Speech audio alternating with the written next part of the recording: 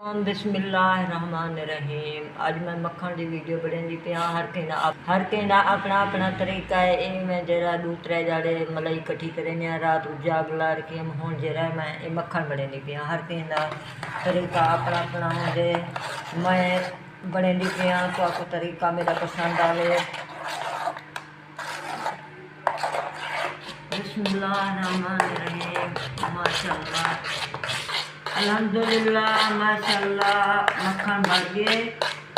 5 minute के बाद मक्खन तैयार थी से ये देखी ना बढ़ गया है। 5 मिनट तक बढ़ गए थे। माशाअल्लाह माशाअल्लाह अल्हम्दुलिल्लाह माशाअल्लाह माशाअल्लाह अल्हम्दुलिल्लाह मक्खन बढ़ गए। थोड़ी देर करते एक कटोरी पानी कैसा मेरा मक्खन को जरा हाथ से छिड़का देते कटोरी जरा ना यक्का मक्खन बने डेली का ये जरा ना ये कटोरी बरात डेली का बरात अपने बाले दिखने माशाअल्लाह माशाअल्लाह माशाअल्लाह मक्खन बाजे डेली का मक्खन इतनी बने अपने बाले को अपने चावल को खवें ये हम एक कटोरी पानी की पैसा होंगे बाद जरा ना ये मक्खन बन गए तैयार थी गए मक्खन 5 मिनट 10 मिनट मक्खन तैयार थी गए। हर किसी अपने अपने तरीके होंगे। मेरा तरीका देसी है। मेरी वीडियो का नाम ही देसी है। अल्हम्दुलिल्लाह अल्हम्दुलिल्लाह मेरा मक्खन तैयार थी गए। आज जरा ना मैं मेहंदी लाती है तो कलर आ गए हाथ को एक पेड़ा बढ़ गए।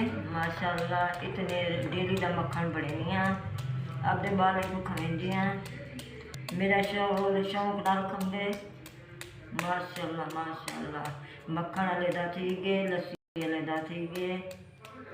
माशाअल्लाह अल्हम्दुलिल्लाह अल्हम्दुलिल्लाह मेरा मक्खन तैयार थी गए। ठीक है माशाअल्लाह ये मेरी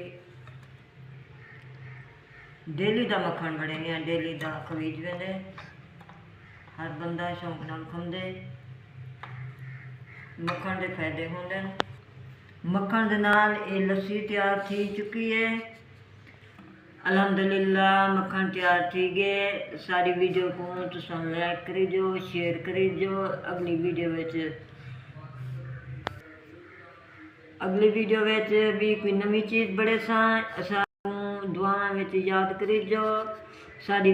अल्लाह हाफिज़। आप कल मिलसूँ।